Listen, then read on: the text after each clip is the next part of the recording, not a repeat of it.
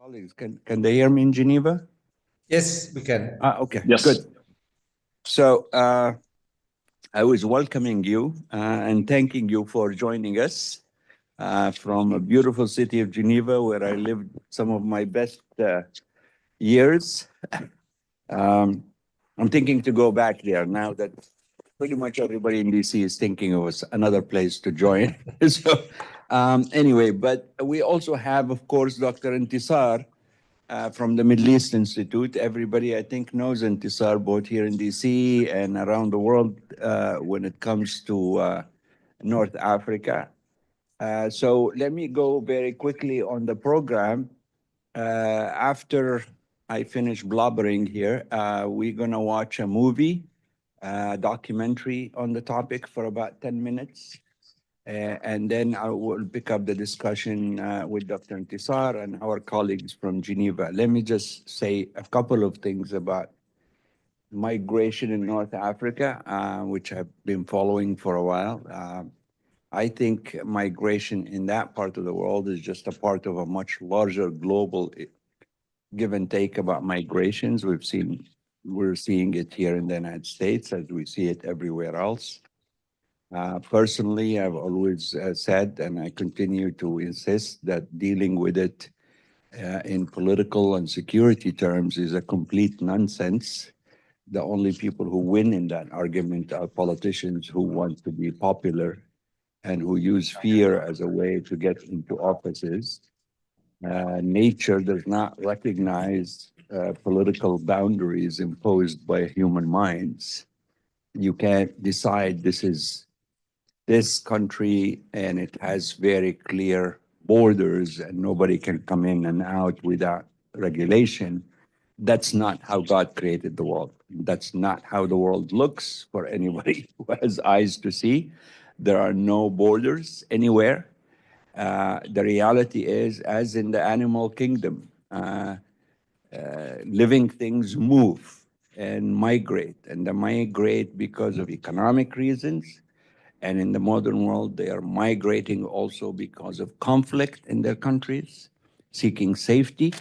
And now we are seeing for the first time migration because of environmental reasons. The changing climate has caused some parts of the world to start really being unlivable. And I think that trend is going to continue.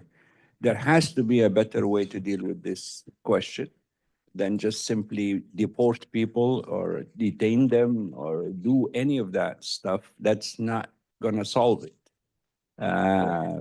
Whether we like it or not, we have to deal with reality and history and geography and nature says you can't do that. So that's my 2 cents on migration in general. That's the framework I work from. But let's go ahead and start the movie, Lana, and then we can move ahead. The Mediterranean Sea is now the deadliest migration route in the world. In the last years, more than 25,000 people lost their life. And this is only the number that we know. I'm not afraid of death because then I know that I'm already dead. The only solution is the sea. There are a lot of people that die at sea, and we don't even know about their stories, their life, their names.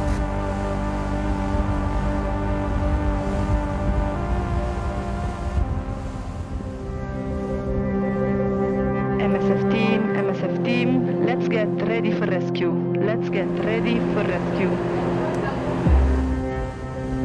This sea, it has become a graveyard. Every second, every minute is important, and this is why to be quick means to be able to rescue many lives and many people as possible.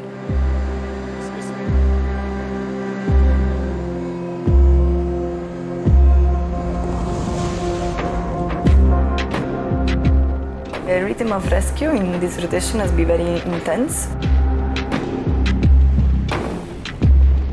We had 11 rescue in 3 days and a half. For sure there is a constant fear for the people that are there, because they are of course desperate and fighting between life and death. Hello! We are from Europe! Everyone We need to make clear that we are not Libyan Coast Guards. This is something that they always say. I prefer to die at sea than going back to Libya.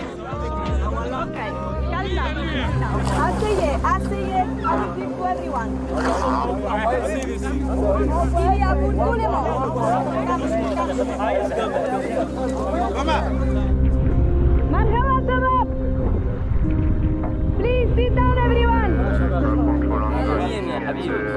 Woman and children, double deck. A good copy. Over.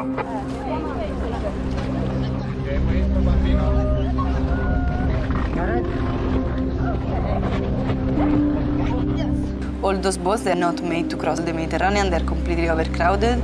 It's really like a miracle to see how they could make even few miles.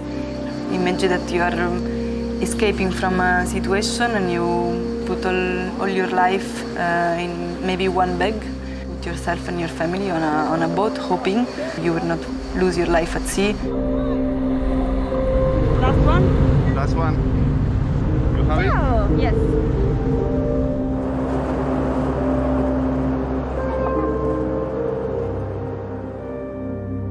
I'm a sailing teacher and I wanted to put in these skills for this humanitarian and political action that we are having at sea. I decided to do this because of the politics of migration that Europe has, and it's something that could be completely avoidable.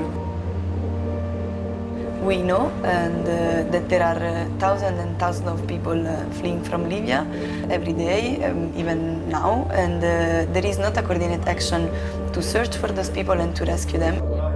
Basically, the search and rescue operations are left only to NGOs that organize themselves. Guys, we are here to rescue you, okay? I was afraid to die in this water. The sea and the sky, they look like each other. We will rescue you, okay? Guys, really, eh? One head. One by one.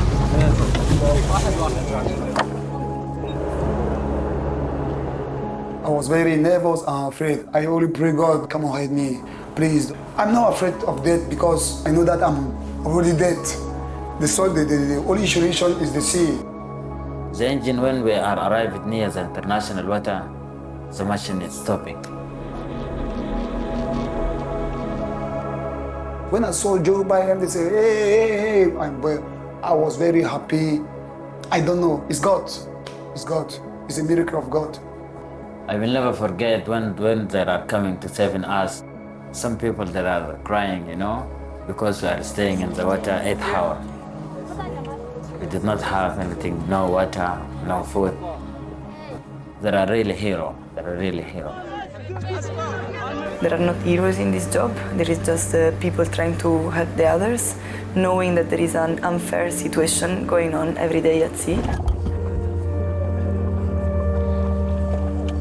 The last people we rescued, they reported that they've been at sea for 3 days. They departed from Tripoli. They were at sea for 3 days under the sun and with no water, with no food.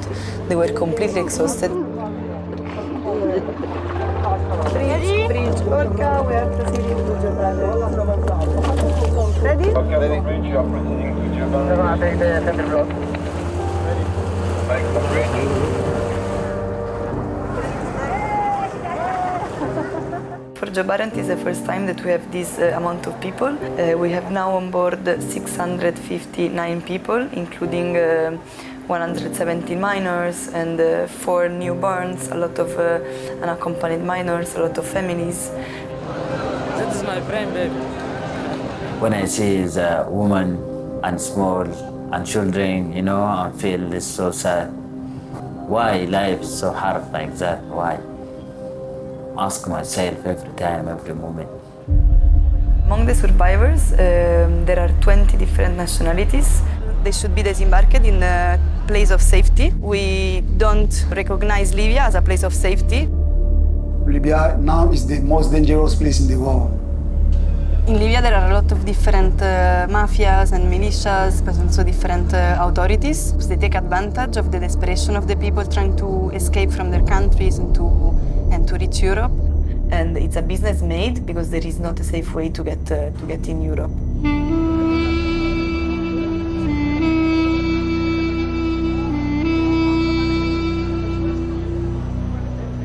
they will kidnap you and go and sell you. Do you know that goat is expensive more than human?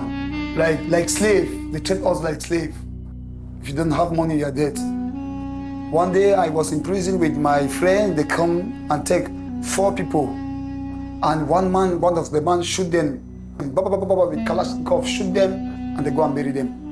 A lot of people, they report that they have been tortured in a video or during a call with their families in order to get more and more money. Even they make me video, they tie me like this. Then they take a plastic and fire, they burn me on my legs. All this damage. I said, Mom, please help me. I was crying. They said, if you don't pay the money, you will be died with punishment. So I love my mom. She helping me, all of the people helping me to send me that money. I said, thank you. I will never forget that. To these people that say that we should send back those people to Libya, I would say that it's like to say now, a lot of people fleeing, a lot of civilians fleeing from Ukraine, we should just send them back in the middle of the war.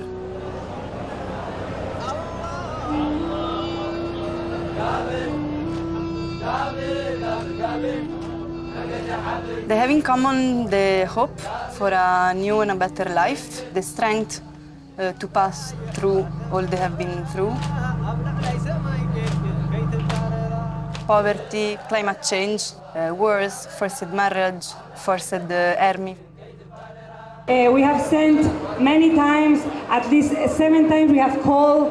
We have no control on the time. Here we also want to disembark as soon as possible, and it's the government that has to give us the green light, and this is why we have to wait. It can happen to wait several days or even weeks. Psychologically, they still suffer from a lot of violence that they had to be through. So think about this. Every minute, every hour that you spend talking with your friends, that you spend playing games, that you spend helping us is a minute or an hour that is getting you closer to entering in Europe. There are also some medical cases that are quite serious. Majority of them, they're very, very weak. It's also something that increases a lot the spread of disease on board. The frustration, the tiredness, it's spreading among the survivors and also among the team, of course. This is a search and rescue boat. This is not a refugee camp at sea, but this cannot last so much time. 5 days we will finish the food. Don't know which kind of solution we can have. So we have so good news for you guys. We have received a message from the government saying that we can go to Taranto.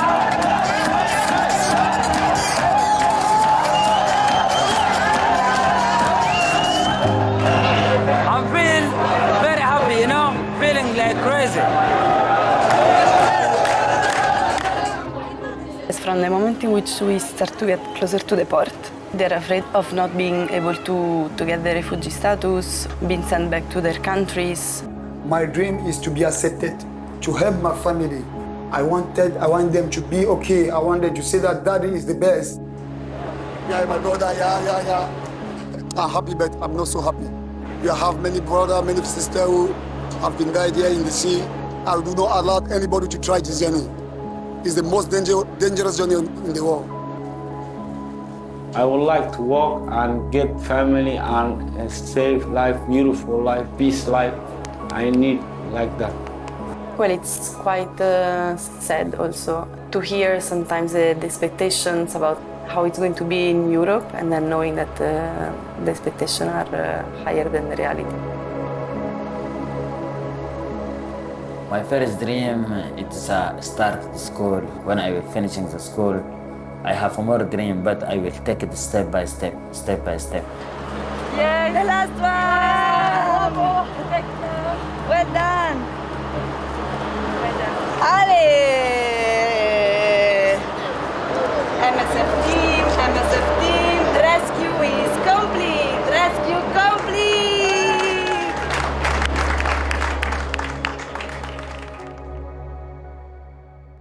actually gives the human face to this tragedy instead of numbers and political statements and back and forth. I'm born in Libya. I grew up a big chunk of my life there, in childhood at least. And it is the most dangerous place, not only for migrants, but even for the Libyans themselves. Migrants, of course, are under the total mercy of gangs and mafias and human traffickers. Unfortunately, the EU is complicit in this tragedy that is happening on daily basis, and I don't see a good end to this, neither for the migrants nor for the countries who are playing games with their lives. Anyway, we have three distinguished scholars. My friend Intisar is here. Intisar, I'm sure all of you have the bios of everybody. Intisar is quite a distinguished scholar on North Africa and the Sahel. She serves on a number of boards and council. She's at the Middle East Institute here, even though I think every think tank in Washington would love to have her. But anyway, Tisar, the way we're going to go is I'll have each speaker share some of their thoughts for a few minutes, and then we'll open it to Q&A, where I think there's more value in bringing some points out. Tisar, please give us your thoughts on this. Sure. Thanks, Hafid. Thanks for the invitation. Thanks for having me. And thanks for showing this as a very poignant documentary. I think it's important to remember that this is a very good end for that particular rescue operation. A lot of that rescue operations do not go like that. The reality is that European governments are very restrictive, extremely restrictive on who they actually allow to disembark. The majority of time you see these rescue operations either required to return back to the country that they were transiting from. And so there is, at some point, I think the rescuer was saying there's no coordination to actually patrol the waters and to conduct this kind of rescue mission. And the reality is that that's on purpose. That is on purpose to make sure that, disembarkation doesn't sort of overwhelm these European countries. So I think it's really important to remember that that is a very, very positive case scenario.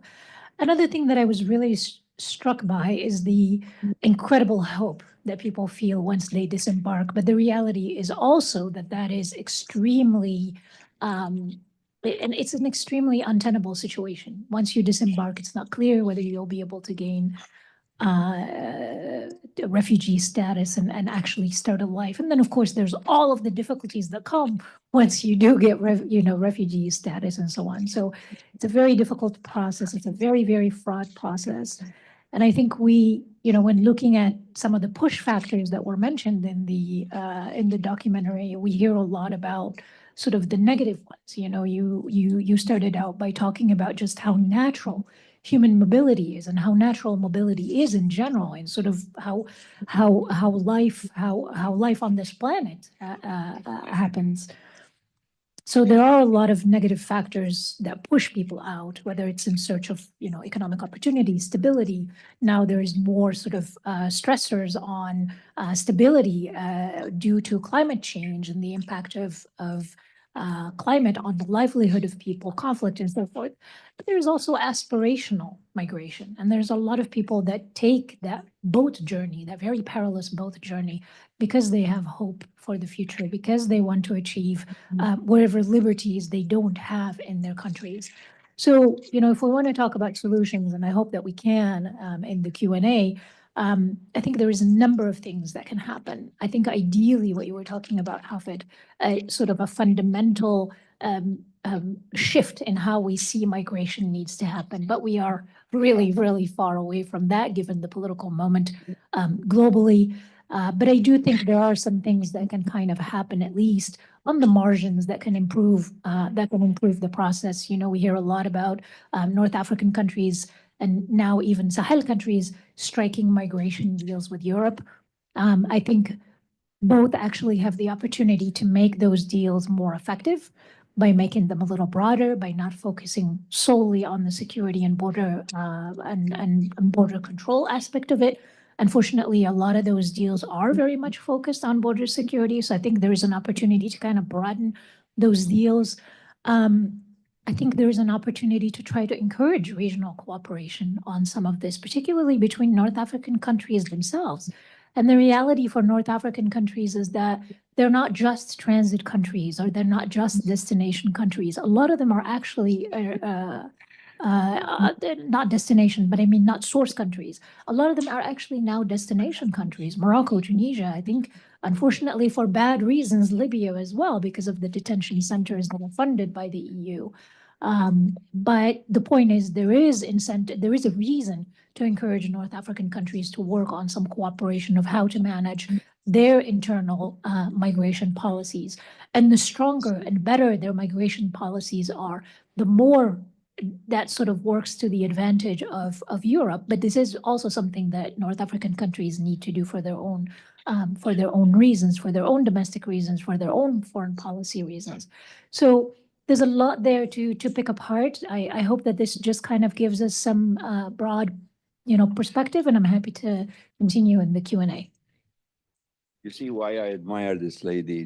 She frames things very quickly, articulately, and without too much noise. There are a couple of points that you mentioned that really struck me. One is the issue of aspirational migration. One of the saddest things that even countries that were formed entirely by migrants, like the United States, and have become the greatest countries in terms of technology, civilization, output, even military power, are now turning their back on this principle of migration and human dignity. It is quite sad for me, after being in this city for over 45 years, to watch this and hear these arguments. The second thing that you correctly pointed out, I was thinking it earlier, is that this trip that we just saw into Europe is just the first step.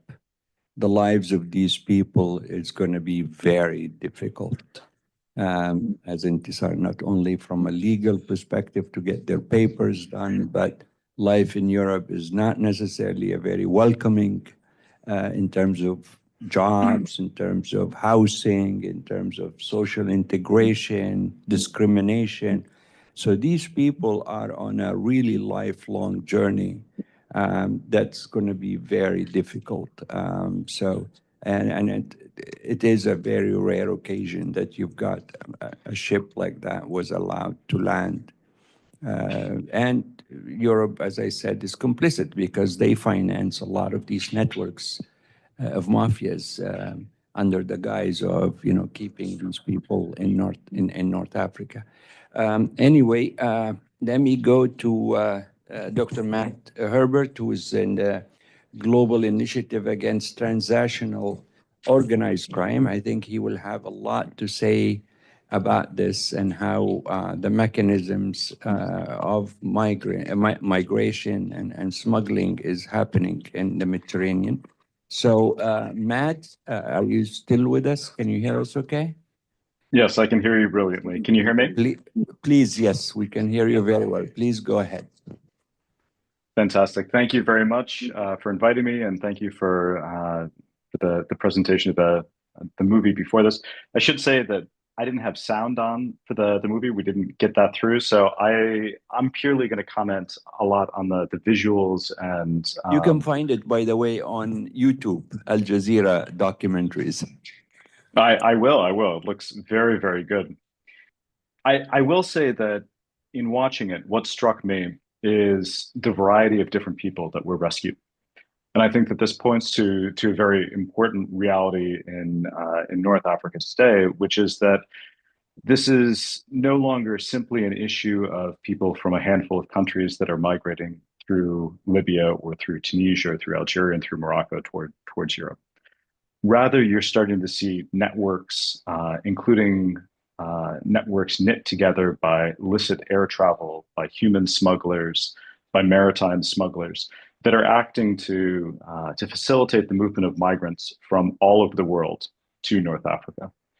So, for example, what we see in Libya today is that the sort of East African migrants, the Somalis, the South Sudanese, the Ethiopians, and the Sudanese themselves, that formed a very heavy contingent of migrants that moved during the middle of the last decade, during that large migration wave, then no longer form the bulk of migrants that are moving through the space. Rather, what you start to see now are Bangladeshis, which you saw in the movie. You see Syrians, which again were in the movie. You see Egyptians, and you see Pakistanis, certainly over the last year. And I bring these nationalities up because they do point to an important reality in that they arrive in North Africa not through the conveyance just of human smugglers. Rather, they arrive on planes, they arrive coming across legal ports of entry. There's kind of a transnational dimension to their movement that is predicated upon legal rails. And this is important. This is essentially what we at the Global Initiative call hybrid migration. Once they arrive in Libya, and to a lesser degree in areas such as Mauritania and points within the Sahel, some do start to then move irregularly. They either contract on site with human smugglers, or that has been arranged beforehand. And that's when they essentially get on boats and they head north across the Mediterranean. Now, this distinction between hybrid smuggling and kind of traditional smuggling is important because it points to the evolution of an increasingly complex ecosystem for human smuggling and migrant movement within North Africa. So you can't really talk about smugglers alone at present. Rather, you need to talk about them within the context of security actors, both coming from illicit government forces as well as informal armed groups, as well as business people that are handling the financing or selling the boats or providing the plane tickets or providing the work contracts that allow for entry into the country. You need to also talk about the social actors that are either acting to restrain some members of their communities from becoming involved in abusive human smuggling, or acting to essentially facilitate it, to put their mark of acceptance upon it and allow much broader involvement. Now, this gets into the issue of solutions. With this ecosystem, I very much share the points that have already been raised, that this isn't something that can really be stopped. The movement of people is going to continue. And if anything, it's likely to accelerate into the coming decade to 2 decades. What we've seen now is likely just a taste of what is to come, as issues such as climate change or weakening states, or on the other side of the balance sheet, increasing population shortages within Europe start to propel a much higher movement of people towards that continent. What is possible via solutions, though, is to start to address and shape some of the more noxious and abusive elements of the ecosystem. And this is where we've seen a fairly strong impact by things such as multinational prosecutions, and even to a degree the UN sanctions that were levied out on human smugglers within Libya.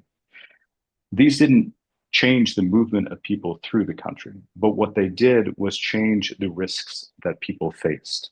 They started to change the degree to which abusive human smugglers were accepted into the broader community within Libya and into the broader political and armed group community. And I think that this poses some important lessons for us as we go forward, and also for what we advocate for with various governments.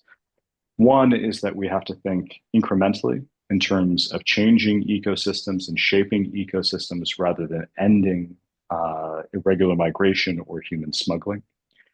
Two is that we have to be very nuanced in what we're aiming to do. It is feasible to start to address some of the more noxious human rights violations that are associated with human smuggling and human trafficking within North Africa. Again, it's not possible to end the practice entirely, but you can start to shape the degree to which it's grafted onto by various actors. Finally, I think that this points to where we might be going with North African state support. And quite simply, if you look there, you've seen a hardening of discourse, specifically over the last, I'd say, 20 months or so. Not just in Tunisia, that's the most high-profile case, but also in places such as Libya over the course of the last month in particular, with migrants being increasingly targeted and xenophobia rising. I think it's vitally important to bring North African states into the point of view where they can contribute to solutions to these challenges by starting to design essentially shared multinational strategies, bring Europe, bring North Africa together with defined and realistic goals that are focused on harms and focused on attempting to address some of these human rights abuses, these corruption issues that risk undermining many of the states and certainly the ethical imperative that many of the states put forward in kind of seeking their goals. So I'll leave it there. Happy to answer anything more in question and answer. Thank you, Matt, very, very much. Yes, I unfortunately have been watching what's happening in Libya, and there is, and I think it's really manufactured recently, this campaign against migrants with the logic or the line that we are losing our identity in Libya, and we are being swamped by migrants from Africa, and that Europe wants to settle them into Libya, which of course stoked all kinds of fears among the population. Libya, for those of you who don't know, is probably the smallest population in North Africa. It is actually, and one of the smallest in the entire Arab world or Mediterranean. It's about, generously speaking, is about 7 million people in a land mass that is almost bigger than half of Western Europe, and with the longest shore on the Mediterranean, with open borders in Africa. And so there is this fear that, you know, and the numbers being thrown between 2 million and 3 million migrants are there. That's significant portions of the population. So there is that fear that's being stoked. And I think for very, very cynical reasons. But, you know, we need to start thinking of this as a human issue, as a economic, environmental, as an issue of really global, not significance in its result, but in its essence itself. It's about humanity and how people need to deal with this. The international order, we thought, will protect these kinds of issues. In the last couple of years, I think we all watched it completely disintegrate in many ways. And now we can't count on this international order on the humanitarian issues, and we need to figure out a better way for our lives as a global community. Anyway, let's have our last speaker, and then we can go into the Q&A. I'm really eager to hear the thoughts of our students and audience. Roberto Forni, can you hear me, Roberto? Yes, perfectly well. Roberto also joins us from Geneva. He's the program coordinator at the Mixed Migration Center there.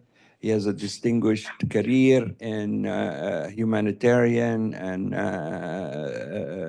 migration issues, anti-trafficking. So I'm eager to hear your thoughts, Roberto, on what this discussion is all about, and then we'll open the floor for Q&A. Yes, thank you for having us, and thank you for starting with human stories, which is not always the case when it comes to migration discussion. And every time it happens, it reminds me how important it is. Sorry to ask you to raise your voice a little bit, Roberto, please, for us.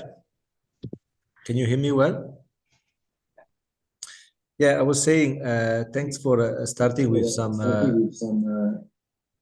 Now I'm hearing a lot of echo, but I can perhaps. Yeah. Anyway, it's going better. I was saying thanks for starting with some human stories, which is not always the case when it comes to migration discussion, and I think is extremely important and sobering. I don't want to say too much because my two colleagues before me, Intisar and Matt, already said a lot, and you as well, Ahmed. Just perhaps a few points before going into the question answer. So something that already Intisar hinted to, for as tragic as it is, what we just saw in the documentary, they are successful stories, they are happy ending. Not only for those that make it to Italy, but if you like, for those that they make it into the boat. We should not forget that last year, actually, the majority of the people that try to make it to Europe from Tunisia and Libya were intercepted and brought back to Tunisia and Libya. Interception rate for Tunisia last year was around 60%. And then in Libya, 30%. And unfortunately, we know to what right they are brought back in both Libya and Tunisia. There are different contexts, of course, with different situations in terms of security, stability, rule of law. But what they have in common is that they are environment hostile to refugees and migrants. We know what is happening in the detention center, official and unofficial, in Libya. We know what is happening in Tunisia. Unfortunately, we do know there are reports from media, there are reports from independent bodies about killing, extrajudicial killing, people being dropped in the desert to die to hunger and thirst. The problem is that we don't have video of this. We don't have documentary. Those are forgotten death, and then we find out about those when we find a mass grave, as it has happened in the Libyan desert a couple of weeks ago, where bodies of migrants were found. So we should not forget that what we see, actually, that FC and search and rescue is the tip of the iceberg of a system that brings to an incredible amount of suffering and loss of life. And this system, unfortunately, as Intisar has referred to, but also referred everybody, it cannot be single-handedly attributed to the migration policy of the European Union. It would be, I think, a bit unfair and also irresponsible, but it has to do a lot with that. The approach of the European Union these days and several member states is based on two elements: the external dimension of migration management, which is based on deals with some of the country on the southern shores, including North Africa, which is leading to this very high interception rate, which in itself would be understandable if it wasn't to bring back people to what I just described, the detention center and places where there is their life, which, by the way, has a strong link with smuggling, going back to what Matt was discussing, because we know that a lot of people try several times because they are brought back to the detention center, then they pay smugglers to free them, they try again, they are intercepted, brought back. And so it's a system that, beside a lot of suffering and death, also lead to making the business of smuggler much more lucrative, and the business of those who receive bribes from smugglers, because that's what smuggling, we should not forget, is mostly about, is about bribing officials. So this external dimension based on these deals is working. From perspective of those that look at numbers, because if you look at numbers in 24 compared to 23, they reduce on the Central Mediterranean route. So some politicians are claiming success for this approach, but at what cost in terms of consequences for people involved, migrants, but also in terms of the financial and sort of political cost for Europe. And then the second is the anti-smuggling. It's sort of the two pillars are those. And here I'll try to go fast because I don't want to go to question answer. So the anti-smuggling does one thing, look at the supply. So you can imagine that anti-smuggling is trying to cut smuggling, and smuggling are those who allow those that they want to travel irregular to do so. What the current approach to migration management of the European Union does not do is try to address the demand. And the demand for irregular journeys is based on the lack of legal pathways. And legal pathways means protection for people that are fleeing conflict and persecution, and means access to family reunification and work visa for those that they look for a better future and to be reunited with their family. And we know how important for the European Union is today to find a way to attract the workforce and young people that could counter the demographic crisis. But against this background, still, we see legal pathways that are decreasing. I was reading some statistic. The number of working visa in 24 decreased in Europe compared to 23. So that's the reality we are seeing. I'm not going to the solution. I prefer to stop it here and perhaps open for the question and answer. Thank you very, very much, Roberto. And Sara, you had something? Yes, I wanted to add a couple of things to the very, very important comments that Roberto just made now. I think on the success of the interceptions, there is a way in which the deals that EU tends to have with North African countries, there is a way in which they kind of evolve. The deals are done. You have these countries receiving some initial money. You see an uptick in interceptions, as Roberto was describing. And then a couple of things happen. One, migration routes actually adapt. They adapt to the crackdown. Exactly, human nature, right? Migration routes adapt. And the second thing is that for various reasons, countries that are carrying out the crackdown either don't have the resources, don't have the political will, don't necessarily want to change their approach because they want more money from the EU. Of course, these things are costly and so on. So you hear the criticism from the EU of sort of a shakedown. These North African countries always want more money and so on and so forth. But the reality is that they also have to adapt their own resources to address this. And in some cases, these governments have other priorities that they want to spend money on. Like, for example, Tunisia, the Coast Guard does not have the ability to adjust.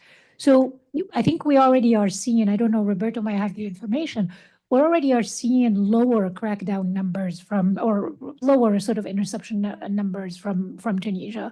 As now the deal has been, a year, a little bit over a year. So you see this changing. And then another factor that's really, really important that you hear more from North African countries is that a lot of times the money is very slow to come and sometimes just doesn't come.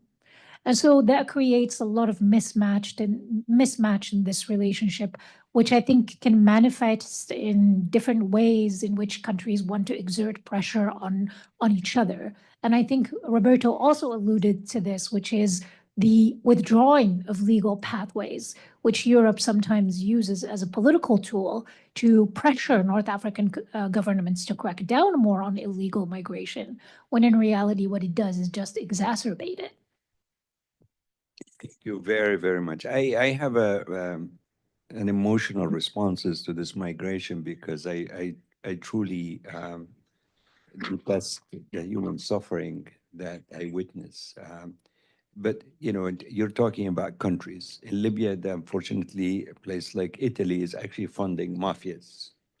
The money goes directly to these mafias. And they have pretty much trained them on being, blackmailing Italy. they will reduce the migration a little bit, then they'll increase it for more money and so on, because you don't have really a state in the sense, as you know, Libya is going through a major civil wars, divisions, and so on. So, and I'm also quite, and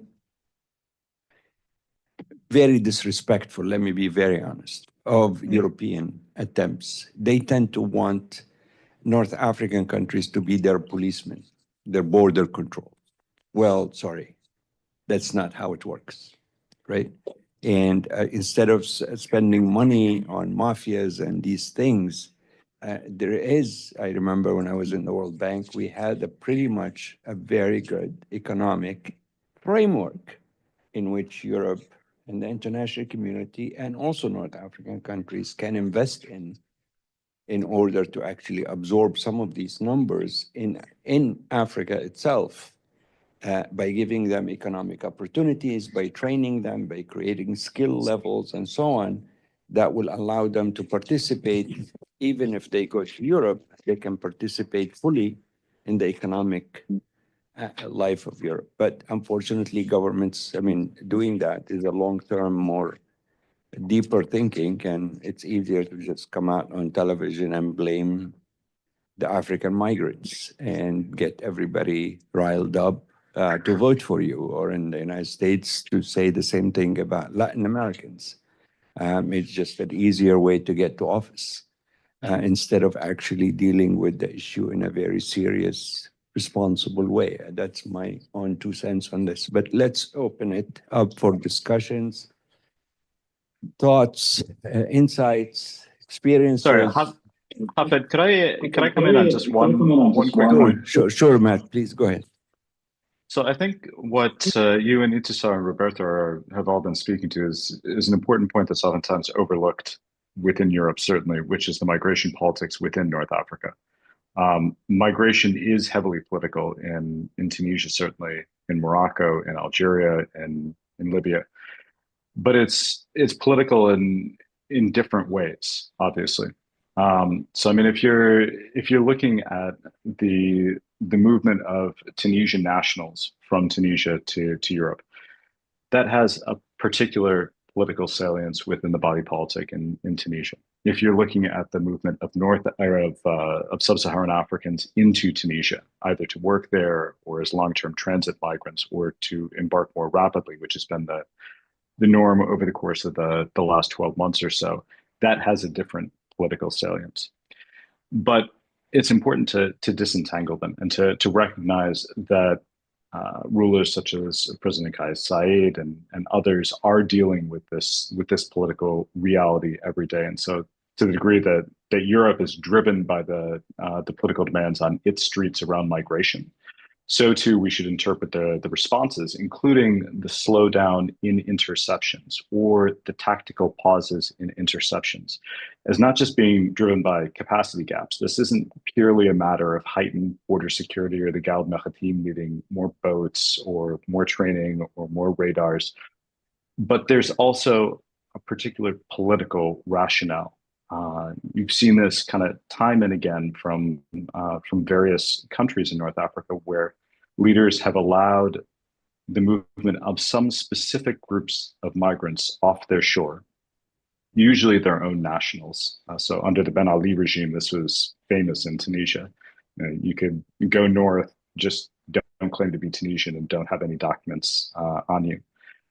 And this was for a political stability rationale. And at the end of the day, these governments are mainly focused on the question of political stability and political longevity. And so deals with Europe that help to bring rents to them or help to bring support to them is one way to achieve that. But also, at the end of the day, if they assess that the political imperative for stability is best served by letting some migrants move, or changing their approach radically to migration, they're going to pursue that too, even if it's to the detriment of broader European foreign policy. Thank you, Matt. Anybody here in the room? Please. Yeah, thank you so much for the talk. I had a question on at least like humanizing the issue of migration. So we talk a lot about the definition of human smuggling, and I think in popular discourse. Let me just give it to you so everybody Yeah. can. We have a problem with our microphones in this room. Yeah, can you hear me now, or can everyone hear me now? Okay. I think sometimes within migration studies, we talk about the term of human smuggling, and it tends to kind of have this all-enveloping, at least from the media's perspective, in popular culture. We think of human smuggling, as what we were talking about, the very real issue of criminal organizations transporting displaced persons from one place to another. But in reality, I think that, whether you look at just North Africa or areas of Central Africa or Eastern Africa, many people who are, quote unquote, smuggling individuals are families. And so I think do you think that there's a problem with using the term human smuggling in the greater discourse of migration studies? Do you think it does a disservice to at least the journey of migrants in terms of in fact, a lot of the time it happens that families are helping people go from one point to another. I'm curious what you've seen, at least on data on that, versus who is doing the smuggling, quote unquote, and if you think that then raises questions over using the term in media. Thank you very much. Let's take a couple of questions so this way we can be a little bit more efficient. Yes, sir. Thanks. Matt touched upon an issue which has been pretty conspicuous in its absence, and that's the reaction of European public and politicians to the issue of immigration. It seems that issue has driven a lot of the rise of these authoritarian regimes, not only in Europe, but in the United States. And, and they appear, at least it could be argued, they appear to reflect some actual real fears and concerns among the public in these countries. And I'd just be interested to hear some comments.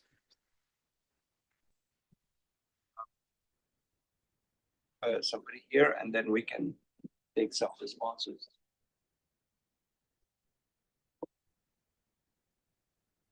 Thank you. My name is James. I'm from Uganda. I don't know the difference between the migrants and the refugees, but I come from a refugee background in Uganda. But my question was, if the problem was illegal migrants, has been there in action, whether from Europe or from North Africa, to make sure that these migrants are documented before they migrate to Europe? If the issues are not documented, can they document them? Or is Europe just doesn't want migrants at all? That's just my question. Let's take some responses. We have a question on the family networks that are involved in. Yeah, and in terms of in different states, there's an imperative, therefore, if you're getting conditional loans, there's an imperative to crack down on smuggling. Yeah. And so does that negatively then impact communities? That's true. United States history in many ways, it was communities who were facilitating this kind of migrations into the country. So yes, so we have that question. We have a question about how these policies of politicians reflect a true concern of the populations in some of these countries. And your question was mainly about, if you can just remind me. I think it was about documentation within transit countries. Yeah, I can take that question first. So North African countries have very different approaches to, they have their own very different migration policies. I think Morocco's has tried to integrate more of the migrants that are coming in by absorbing some in the workforce, etc. I don't know that there is a concerted effort or a possibility to actually document everybody that comes into the country, because we are talking about illicit illicit pushes into the country. But for example, Tunisia and Mauritania and Algeria also, they don't necessarily have kind of a clear process that sort of processes migrants coming in, and there is really no legal pathways to regularize migration within these countries. So that creates another issue, because again, their own migration policies internally are not as developed as they ought to be. And this brings me to the point that I think Matt was making about domestic politics and the extent to which they play in how countries manage migration. I completely agree. I think I covered that in my say, and for various reasons, countries don't, the transit countries don't really sort of adapt in the way that they want to adapt, because yes, they need to allow for that pressure valve which illegal migration creates. But I would argue that pressure valve is also beneficial for Europe as well, because once you have people from North Africa that are in European countries, they provide remittances to North African countries, which actually help provide a certain degree of stability for these governments. So I tend to be a little bit more sort of not sympathetic, but kind of understanding a little bit of how I would say North African countries try to manage their own populations looking to leave for Europe. I think undoubtedly the numbers do increase when you have a lot of instability, as you said, Hafid. But I also think there is another aspect of it now with more sub-Saharan African migrants into North Africa, which requires these North African countries to manage their own relationship with sub-Saharan African partners and countries. And I think that can be particularly an issue for places like Tunisia, where you've seen more of a crackdown on sub-Saharan African migrants and the very sort of, kind of conspiratorial rhetoric around them, et cetera. And I agree also that this sentiment has really grown everywhere. You see a lot of negative sentiment towards sub-Saharan migrants, even in places like Morocco, which had really tried to sort of do something to integrate them more, again, for a very political reason, which is to make sure that its initiative of reaching out to more African countries and sort of its opening on towards Africa has been successful. So I think maybe I leave the other questions to the others. I mean, these sentiments are correct, but all of this, in my mind, is a product of the narrative of how the political structure is framing the issue of migration, that is focusing populations on rejecting them or resenting them and so on. In the case of Libya, as you know, Intisar, very few Libyans actually immigrate or migrate. It's usually a transit country. African migrants or people like, I think Matt pointed out, are coming from now Sudan, Syria, Iraq, even Ukraine's. They come to Libya because it's easy to get into, and then they look for ways to go out. But very few Libyan nationals themselves get involved in trying to sneak into Europe. Personally, and out of cynicism, I think the best person that dealt with the issue of migrations with Europe was Gaddafi, despite the fact that I lived my life as in his opposition. But I think he basically told the Europeans, it's none of my business. It's your country. I'm not going to work as your policeman. If Africans want to go up, please come in. And that actually reduced Europe to accepting everything he wanted from them. And personally, I will do the same if I was in his shoes. Well, you're talking about a fundamental issue, which is when you choose to externalize your security to other countries, you have to leave, you are leaving yourself open essentially to that kind of position where everybody wants to blackmail, everybody wants to sort of maximize their position. But I would also say, there are, for example, I think it was Roberto who talked about the rising numbers in Europe, that Europe's own labor needs. When you look at, for example, trade, when you look at how Europe deals with trade in North Africa, the focus is not on sectors where they, for example, need workers and like construction or agriculture and so on. Very few countries in North Africa have deals with Europe for cyclical migration or where you sort of spend the harvest season in Europe and then come back and so forth. So I think there really is sort of a mismatch, which I don't know, maybe that has to do with more the political sentiment in Europe, I think. I think some of it is undoubtedly racism. A lot of it is potentially, and I think there is a number of reasons why that is.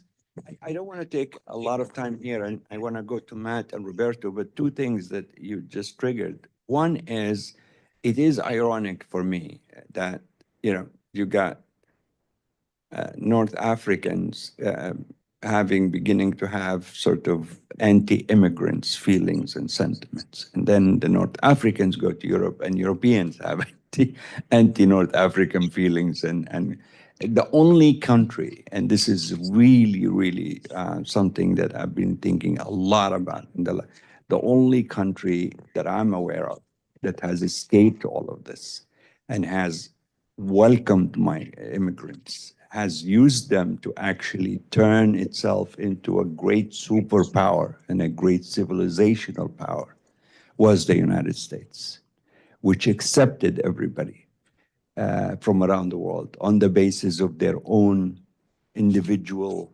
contribution to the country.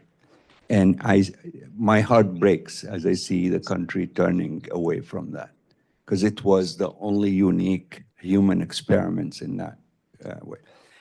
I will share with you just one last potential solution that the World Bank was working on, and I was involved in it, was the idea of creating economic zones in the southern parts of Algeria, Libya, Morocco, and in the Sahara. And the idea was Europe and European companies and countries and also North Africans can invest in these economic zones.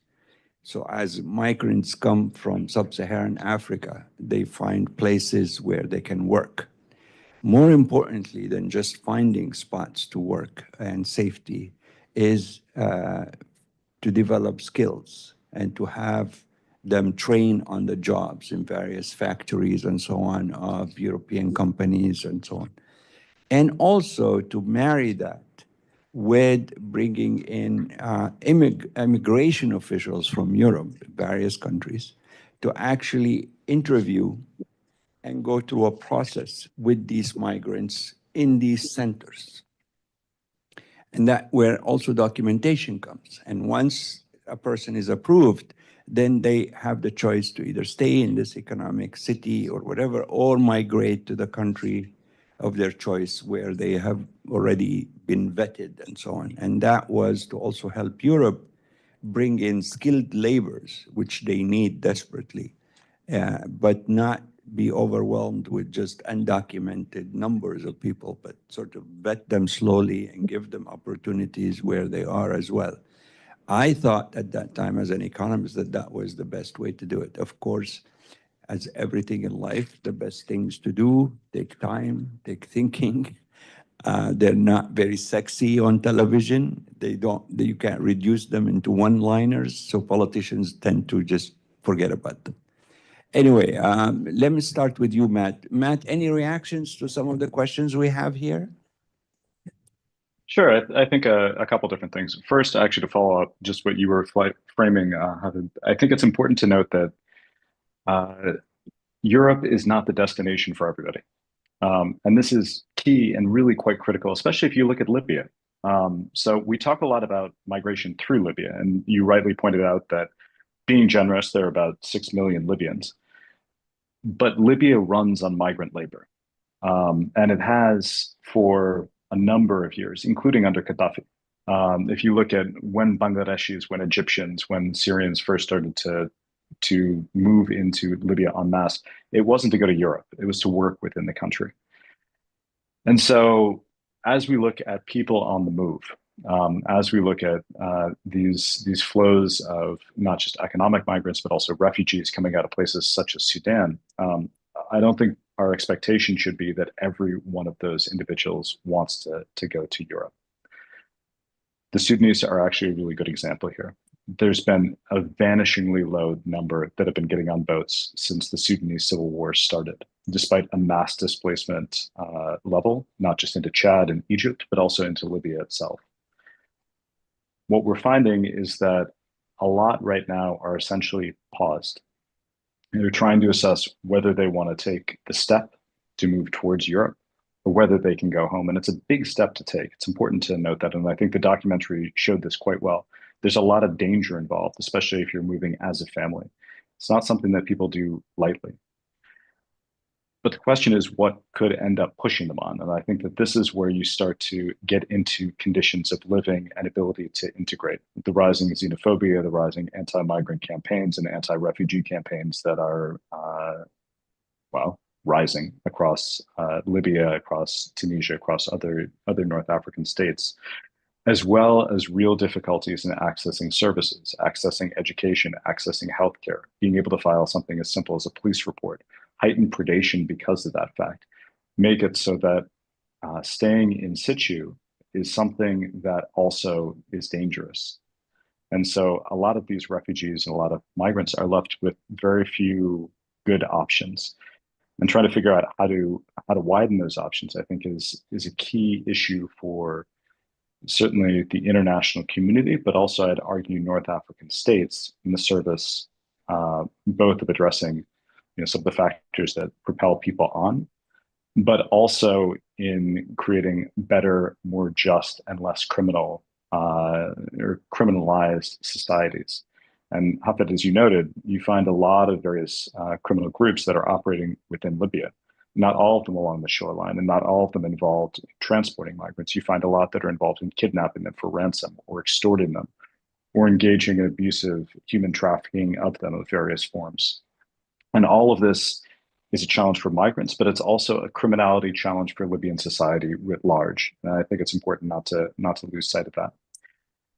On that, the question that was asked on human smuggling, I don't think that there's necessarily anything wrong with using the term migrant smuggling or human smuggling per se. I do tend to avoid the discussion of human smuggling networks because I think that creates a vision of mafia-like organizations or drug trafficking organizations, these massive, highly hierarchic, structured enterprises that are moving people from Somalia to Antwerp. That's not the way that it is.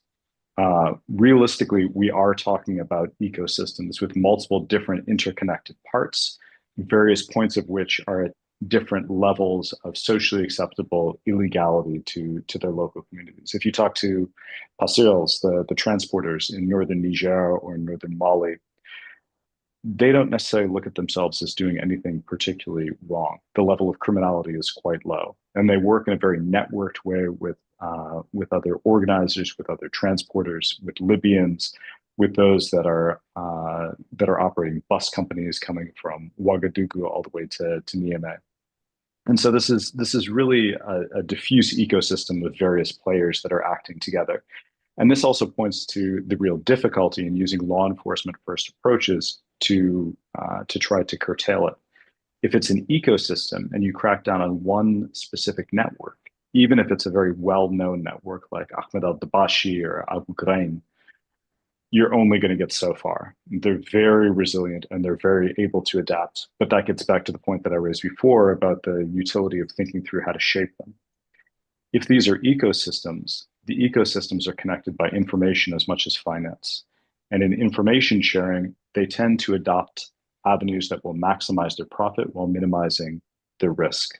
And if they assess that the risk is highest to them by engaging in very abusive or very dangerous behavior, basically that states such as Niger or Tunisia or the Netherlands or Sweden will go after them for that, while being less likely to crack down on them for non-coercive, non-abusive, or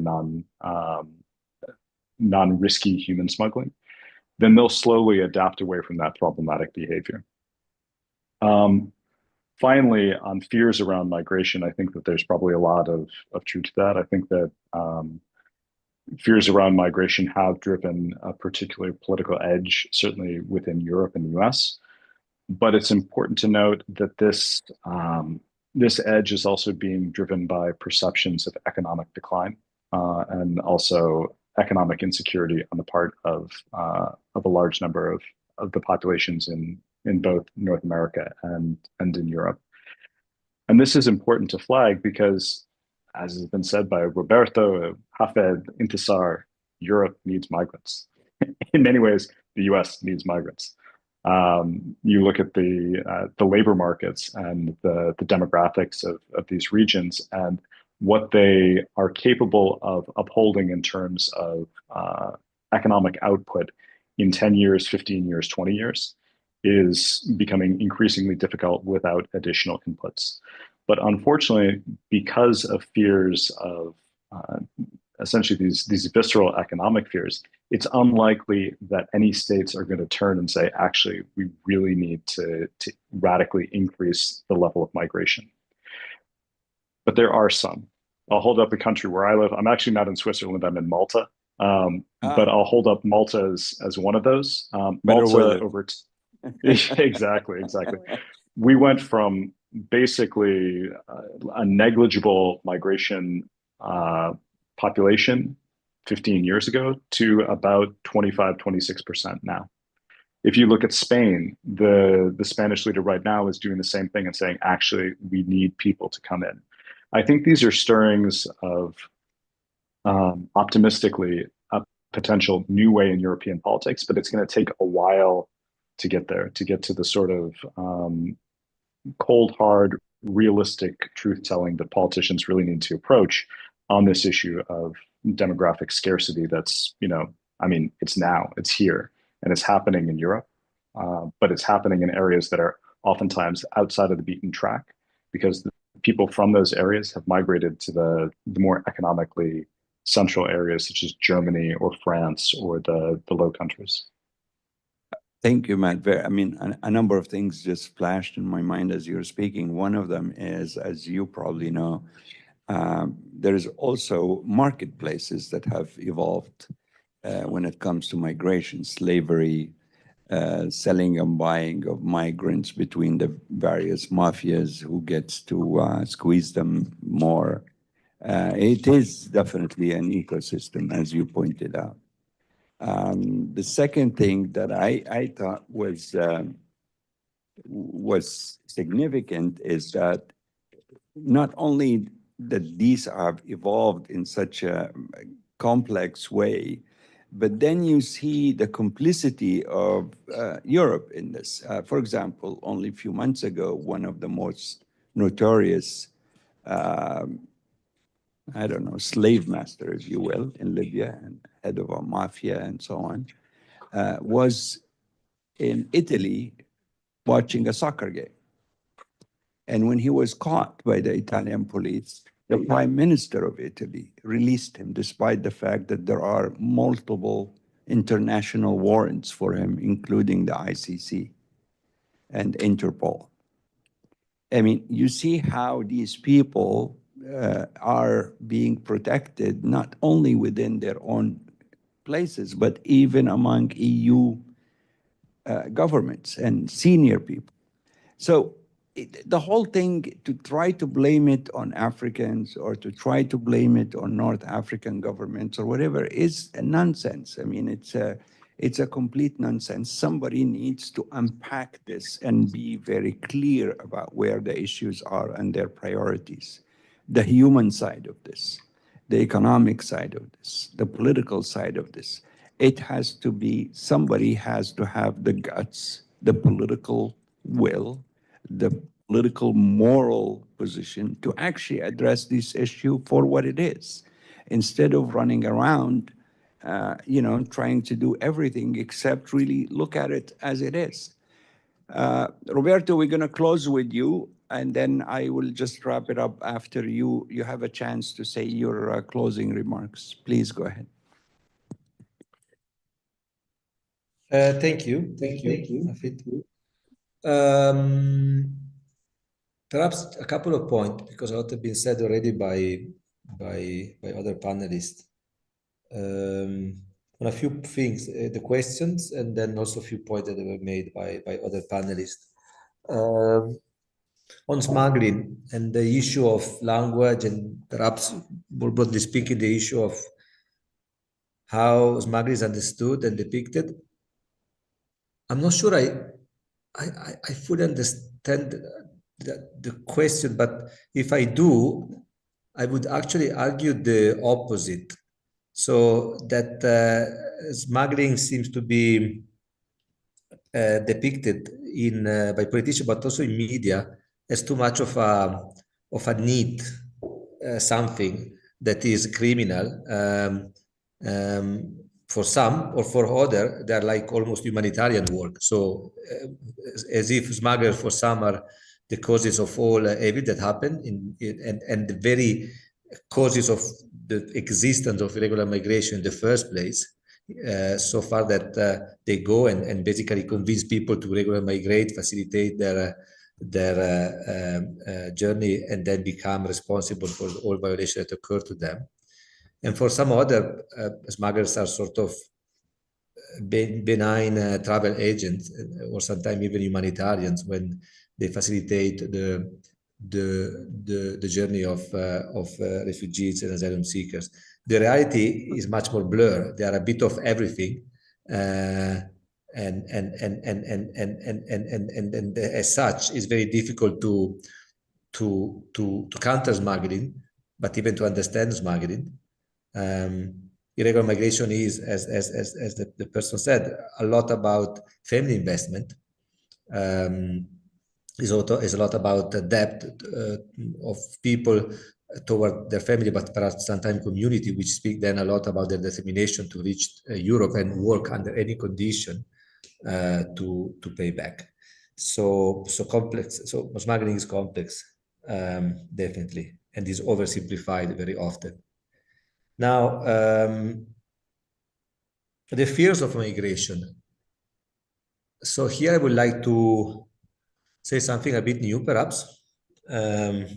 Some of you might consider this optimistic, especially from the European side, not so much optimistic from US side, but it's something that we start discussing and seeing a bit as a migration center. So is the Trump effect on migration discourse in Europe, which is a bit counterintuitive and unintended. So Trump has a very disruptive impact on many things. And actually migration is the least important when it comes to Europe. It has had a very disruptive impact on two main things: security and living condition. So the fact of withdrawing or threatening of withdrawing from NATO, the fact of giving in to Putin and say that Europe has to be in charge of their own security is one element. And the second, obviously, is the tariff. And you can see that the people are paying a lot of attention to this these days in Europe, more than on migration. And then the politicians that they've been weaponizing migration and using migration to basically take voter away from centrist party are really, I think, struggling this day to keep the momentum on migration. And when it comes to security and living conditions, they have very little to say.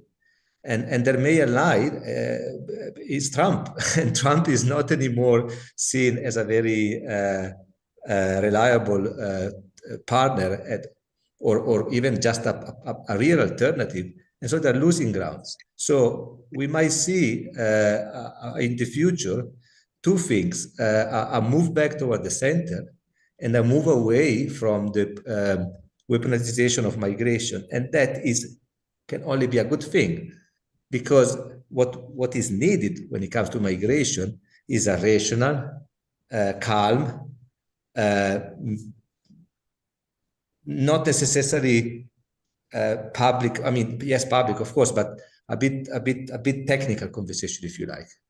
And then one number. We say labor needs. Just to put things in perspective, there is a study now, is a few years old, but still very relevant, from the Center for Global Development, which I'm sure you know because it's there. And they basically did a simple study, but well done in terms of methodology and controlling for all the various elements, to basically estimate worker gaps in 2050. So the way they did that, they basically said, okay, what are the worker gap if we control for demography, but we also control for welfare? So what will be the worker need, the number of workers needed to maintain the system as it is, whereby people work until they are in their 60 or 70 or so. Just a few numbers. US, starting with, since You are there. I'm looking for the paper. 29 million, which might sound as a lot. Moving to Europe, Germany, 15 million, Italy, 14 million, UK, 8 million, France, 7 million. Now, the real number that you need to remember is China. China, by 2050, is forecasted to need 384 million foreign workers to maintain the system. So we are sitting, as we speak, on a very, very, very fierce competition for future workers. And in Europe, policymakers, perhaps not political masters, but policymakers, are very aware. And so a situation where policymakers could do their job as opposed to be just forced to go after crazy political master is what is needed, I think. I'll stop here. Thank you very, very much. Those are really interesting numbers. I'm going to look for this study. If you happen to have a link for it, please send it to me. You know, the Center of Global Development is an extremely credible and very highly respected place. I'm sorry, we're not going to be able to take. As you can see, most of us are academics, therefore we talk too much, and we. So my apologies, but I think this is sort of a good thing to start thinking about, especially in also view of what migration and the issues of migrations are going to mean in the future. This is not an issue that's going to go away. This is not an issue that I think AI are going to take over your jobs, if you think about it. I want to thank you very much. Let me start with you guys, Matt and Roberto. You're in two great favorite cities of mine. Malta, of course, is just a neighborhood of Tripoli, and you know, the vice versa, I would say as well. So I miss that part of the world tremendously. And Geneva, where I did a lot of my initial schooling, just outside of Geneva, is also a dear place. So thank you for joining us and taking the time. And Tisar, it's always a great pleasure to have you, and I'm very, very glad you're here. And thank you all very much for joining us. Hopefully we'll have other rounds around the migration. It's a very dear topic to me. Thank you. Have a great day. Thank you. Thank you.